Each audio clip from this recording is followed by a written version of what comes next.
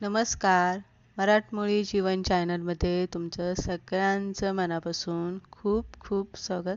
सगळ्यात पहिलं तुम्हा सगळ्यांना आणि आपल्या यूट्यूब फॅमिलीला दत्त जयंतीच्या आणि मार्गशीर्ष पौर्णिमेच्या खूप साऱ्या शुभेच्छा. आज आपण दत्त जयंती विशेष, मार्गशीर्ष पौर्णिमा विशेष आणि तुम्ही जर गुरुवारचं व्रत करत असाल तर त्यालासुद्धा अशी तुम्ही नैवेद्याची थाळी बनवू शकता. तर अगदी तासभरामध्ये आपण ही बनवून घेणार आहे. तर चला कशी बनवायची ते बघूया. सगळ्यात पहिलं काय करायचं आहे, आपल्याला पुऱ्यांसाठी पीठ मळून घ्यायचं आहे. आता पुऱ्या तेलकट होऊ नये, खुसखुशीत व्हावं म्हणून एका वाटीने मी 4 वाट्या गव्हाचं पीठ आणि त्याच वाटीने अर्धा वाटी मैदा घेऊन चाळून घ्यायचं आहे. चवीप्रमाणे अर्धा चमचा मीठ आणि अर्धा चमचा पिठी साखर घालायची आहे, म्हणजे पुरीला कलर चांगला येतो. आता पुरीचं पीठ मळताना पातळ अजिबात मळायचं नाही, तर ते घट्ट मळायचं. चपातीला मळतो त्यापेक्षाही घट्ट मळायचं आणि झाकून साईडला ठेवायचं. आता इथे आपण भज्यांसाठी पीठ खलून घेणार आहे. पीठ कोणतंही असो ते अगोदरच खलून किंवा मळून ठेवायचं, म्हणजे ते चांगलं भिजलं जातं. बेसन पीठ घेतलेलं आहे. हिंग, हळद, लाल तिखट, ओवा आणि मीठ मी यामध्ये घालून घेऊन आपल्याला हे पीठ इथे खलून घ्यायचं. जास्त पातळ नाही खलवायचं किंवा जास्त घट्ट नाही. ते सुद्धा आपल्याला साईडला झाकून ठेवायचं.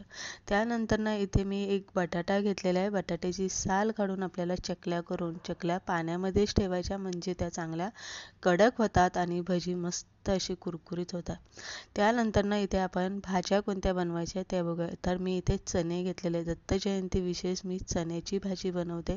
मोड आलेल्या चण्यांची भाजी इथे आपण कशी बनवायची तेही मी हळद, मीठ आणि थोडंसं हिंग घालून आपल्याला 9-10 शिट्ट्या करायच्या, म्हणजे आपले चणे चांगले शिजले जातात. तोपर्यंत मसाला इथे वाटून घेऊया. आज कांदा लसणाचा अजिबात वापर करायचा नाही, म्हणून इथे ओलं खोबरं, हिरव्या मिरच्या आणि आलं मी सगळ्यात पहिलं वाटून घेतलेलं आहे. 2 टोमॅटो घालायचे. थोडंसं पाणी घालून एकदम बारीक अशी ग्रेव्ही आपल्याला इथे करून घ्यायची. कढईमध्ये 4 पळ्या मी इथे तेल घातलेले आहे. तेल तुम्ही कमी जास्त सुद्धा करू शकता. जिरी मोहरी घालून घ्यायची आहे. त्यानंतर लाल तिखट घालायचं आहे. हळद, हिंग घालायचं आहे. कांदा लसूण असलेले कोणतेही मसाला यामध्ये घालायचा नाही. ज्यात कांदा लसूण मसाला नाही आहे तो मसाले तुम्ही इथे सगळे वापरू शकता. केलेली ग्रेव्ही आपल्याला यामध्ये घालायची, हलवून घ्यायचं. बटाटा एक मी चिरून घेतलेला आहे. मोठ्या मोठ्या फोडी करून घ्यायच्या. 1 चमचा मीठ आणि थोडंसं पाणी घालून आपल्याला हलवून झाकण ठेवायचं. जोपर्यंत मसाल्याला तेल सुटत नाही आणि मसाल्याचा कलरसुद्धा बदलला जात नाही. तर इथे एकदम सुक्कं करून घ्यायचे. त्यानंतर चणे आपले सुद्धा व्यवस्थित मऊसूत शिजलेले आणि ते चणे आपल्याला यामध्ये घालून घ्यायचं. आता इथे आपली पुरी आहे, त्यामुळे आपल्याला अजिबात ही भाजी पातळ करायची नाही, तर अशी लपतपीत ठेवायची, जेणेकरून आपल्याला ती पुरीबरोबर खाता येईल. आणि व्यवस्थित हलवून घ्यायचं आणि कोथिंबीर घालून आपल्याला झाकण ठेवायचं. अगदी 10 मिनिटामध्ये आपली ही भाजी बनून तयार झालेली आहे. बघू शकता आपण अजिबात कोणताही मसाला जास्त न वापरता सुद्धा कलर तुम्ही बघू शकताय, तरी बघू शकताय आणि परफेक्ट अशी शाक भाजीसारखी आपली भाजी, चणा बटाट्याची भाजी आपली इथे बनून तयार झालेली आहे. त्यानंतर मेथीची भाजी आवर्जून नैवेद्याच्या थाळीमध्ये केली जाते. तर इथे मी शेंगदाणे घेतलेले, हिरव्या मिरच्या, थोडीशी जिरं मी इथे घेतलेले आहे. मिक्सरला आपल्याला कोरडंच वाटून घ्यायचं आहे. थंडीचे दिवस चालू आहे आणि थंडीच्या दिवसामध्ये पांढरे तीळ खाणं शरीरासाठी चांगलं असतं, म्हणून 1 चमचा पांढरं तीळसुद्धा आपण ह्या भाजीमध्ये घालून घेणार आहे. कढईमध्ये तेल घालायचं 2 पळ्या आणि आपण वाटण केलेले शेंगदाणे घालून थोडेसे हलकेसे आपल्याला परतून घ्यायचं. मेथीची भाजी यामध्ये घालून घ्यायची.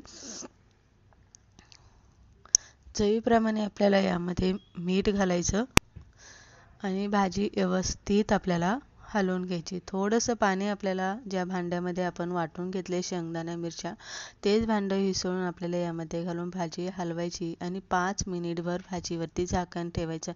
5 मिनिटापेक्षा जास्त झाकण तुम्ही ठेवू नका. जर जास्त वेळ झाकण तुम्ही ठेवलं तर भाजीचा कलर हिरवा न राहता काळपट पडते आणि चवसुद्धा तिची वेगळी लागते. भाजी सुक्की झाली की त्यामध्ये आपल्याला 1 चमचा पांढरं तीळ घालून घ्यायचं आणि भाजी परत एकदा आपल्याला इथे हलवून घ्यायची. भाजी मेथीची जास्त कोरडी करायची नाही, तर थोडीशी ती ओलसर ठेवायची. तर इथे झाली आपली भाजी बनवून तयार. त्यानंतर ना गोडाच्या पदार्थामध्ये आपण इथे खीर बनवून घेतोय. तर आपण शेवयांची खीर बनवून घेतोय. कढईमध्ये साहित्य आपण घेतलेलं आहे. कढईमध्ये 1 किंवा 2 चमचे तूप घालायचं. ड्रायफ्रूट आपल्याला यामध्ये घालायचं. खीर बनवताना चारोळे मात्र नक्की यामध्ये घालायचे. ड्रायफ्रूट तुपामध्ये भाजून घ्यायचं. शेवई घालायची. शेवईसुद्धा तुपामध्ये चांगली भाजून घ्यायची आणि त्यानंतर आपल्याला इथे दूध ओतायचं. दूध शक्यतो तुम्ही इथे नैवेद्याच्या थाळीमध्ये कोणताही गोडाचा पदार्थ बनवत असाल तर तुम्ही इथे गाईचं दूध वापरा. जर नसेल गाईचं भेटलं तर म्हशीचं वापरलं तरी काही हरकत नाही. त्यानंतर दूध मी इथे घालून घेतलेले अंदाजानुसार. विलायची पूड आणि आपल्याला किती गोड पाहिजे तेवढी साखर आपल्याला यामध्ये घालायची आणि एक उकळी काढून घ्यायची. खिरीला उकळी आली की खीर व्यवस्थित हलवून घ्यायची आणि त्यानंतर 10 मिनटं खीर अशीच बारीक गॅसवरती उकळती ठेवायची. 10 मिनटानंतर तुम्ही बघू शकता दूध आपलं थोडंसं आटलं गेलेलं आहे. खीर आपली चांगली घट्टसर आणि शिजली सुद्धा. तर इथे झाली आपली खीर बनवून तयार. मुगाच्या डाळीचं वरण करायला मुगाची डाळ धुवून घेतलेली, त्यामध्ये हळद, हिंग, मीठ आणि तेल घालून ढवळून घ्यायची आणि कुकरला अगदी 4-5 शिट्ट्यांमध्ये ही डाळ इथे शिजून घ्यायची. 4-5 शिट्ट्या झाल्या की कुकर व्यवस्थित गार होऊन द्यायचा आणि मग कुकर आपल्याला इथे उघडून घ्यायचा. तर आपली डाळ इथे शिजून झालेली. डाळ शिजल्याच्या नंतर रवीने किंवा पळीने डाळ चांगली हाटून घ्यायची. तर इथे आपण डाळीला फोडणी देऊन घेणार आहे. पळीभर किंवा 2 पळ्याभर तेल घालायचं. जिरी मोहरी, 2-3 हिरव्या मिरच्या, कढीपत्ता घालायचा आहे. हळद, हिंग आणि एक टोमॅटो आपल्याला यामध्ये घालून घ्यायचा. टोमॅटो तेलामध्ये चांगला शिजवून घ्यायचा गळेपर्यंत आणि त्यानंतर हळद, हिंग यामध्ये घालायचं. कोथिंबीर घालायची. 1 मिनिटभर आपल्याला हे सगळं परतून घ्यायचं आणि त्यानंतर हाटून घेतलेली डाळ आपल्याला यामध्ये घालायची. आता पुरी बरोबर आपण डाळ खाणार असाल तर डाळ जास्त तुम्हाला इथे घट्ट अजिबात ते पातळ अजिबात करायची नाही, तर घट्ट करून घ्यायची. म्हणजेच आपल्याला डाळीमध्ये पाणी फार कमी घालायचे. तर इथे डाळ आपण घालून घेतलेली. थोडंसं पाणी घालायचं. मीठ जर तुम्हाला वाटत असेल की यामध्ये मीठ घालावं लागेल तर अंदाजानुसार 1 किंवा अर्धा चमचा आपल्याला मीठ घालायचं आहे आणि वरणाला चांगली इथे उकळी येऊन द्यायची. उकळी आली की 10 मिनटं वरण असंच उकळतं ठेवायचं बारीक गॅस करून. छान असं आपलं मुगाच्या डाळीचं वरण इथे बनवून तयार झालेलं आहे. तोपर्यंत आपण इथे भात लावून घेऊया. साधाच भात लावते. तुम्हाला जर जिरीचा भात लावायचा असेल तर त्याचाही व्हिडिओ आपण या पहिला बनवलेला आहे. तांदूळ स्वच्छ धुवून घेतलेले आहे, मीठ घातलेले आहे, हलवून घेतलेले आहे. अगदी कुकरला 3 किंवा 4 शिट्ट्या बनवून भात शिजून तयार होतं. आता आपण इथे तळण करून घेणार आहे. तर सगळ्यात पहिले आपण भजी तळणार आहे. भजी तळताना पीठ किती घट्ट किंवा सैलसर आहे ते हलवून बघायचं. बटाट्याच्या चकल्या अशा निथळून सुकायला ठेवायच्या. सुकल्यामुळे काय होतं, भजी चांगली कुरकुरीत होतात आणि दुसरी गोष्ट म्हणजे भजी अजिबात तेलकट होत नाही. पिठामध्ये 1 गरम चमचा तेल घालून घेतलेले आणि त्यानंतर भजी आपल्याला इथे तळून घ्यायची. तेलात भजी सोडत असताना मात्र गॅस मोठा ठेवायचा आणि तेल मात्र चांगलं तापलेलं पाहिजे. त्यामुळे काय होतं, भजी एकमेकांना चिटकत नाही आणि दुसरी गोष्ट म्हणजे भजी चांगली अशी टम फुगतात आणि तिसरी गोष्ट म्हणजे भजी अजिबात तेलकट होत नाही. एकदा भजी थोडीशी तळली गेली की गॅस मिडियम करून तुम्ही ही भजी अगदी कुरकुरीत होईपर्यंत तळू शकता. पण तेलातून भजी काढताना मात्र गॅस मोठा करायचा आहे आणि तर कुरकुरीत अशी आपली भजी बनवून तयार झालेली आहे. पीठ आपण पहिलंच पुऱ्यांचं मळून ठेवलं होतं. थोडंसं तेल पळपाटाला लावून घ्यायचं आणि पीठ परत एकदा तेल लावून चांगलं मळून घ्यायचं.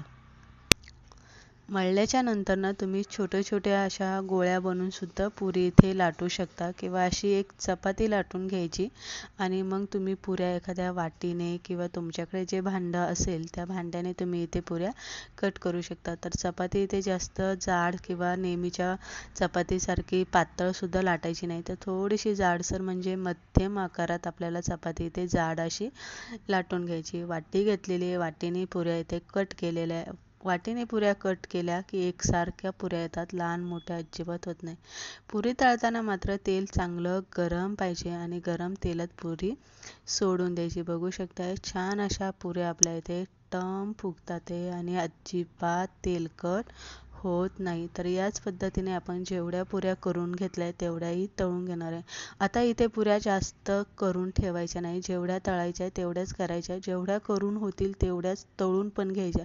जास्त वेळ जर तुम्ही पुरी इथे बनवून ठेवली तर पुरी अशी धातडते, पीठ कडक होतं आणि त्यामुळे पुरी फुगत नाही किंवा पुरी तेलकट होते. म्हणून पुऱ्या जेवढ्या केल्या तेवढ्या पटकन तळून घ्यायच्या आणि मग बाकीच्या पुऱ्या इथे बनवून घ्यायच्या आणि तशा त्या तळत राहायच्या किंवा जसे जसे आपल्याला लागेल तसे तसे सुद्धा तुम्ही गरम गरम पुऱ्या तळू शकता. गरम गरम पुऱ्या खायला खूप छान लागतात. तर इथे तुम्ही बघू शकता आपल्या टम अशा पुऱ्या इथे बनवून तयार झालेल्या आहे. त्यानंतर आपण इथे नैवेद्याची आता थाळी बनवूया. जेव्हा कधी आपण जेवणाचं ताट वाढतो त्यामध्ये सगळ्यात पहिलं भाताने आणि वरणाने सुरुवात करायची. त्यानंतर बाकीचं तुम्ही काय बनवलं असेल ते सगळं ताटामध्ये व्यवस्थित असं ठेवून घ्यायचं. तर इथे तुम्ही बघू शकता दत्त जयंती विशेष किंवा तुम्ही मार्गशीर्ष पौर्णिमा विशेष गुरुवारचं व्रत असेल त्या दिवशी सुद्धा तुम्ही लक्ष्मी मातेला अशी नैवेद्याची थाळी झटपट बनवू शकता. आवडली असेल तर लाईक, शेअर, सबस्क्राईब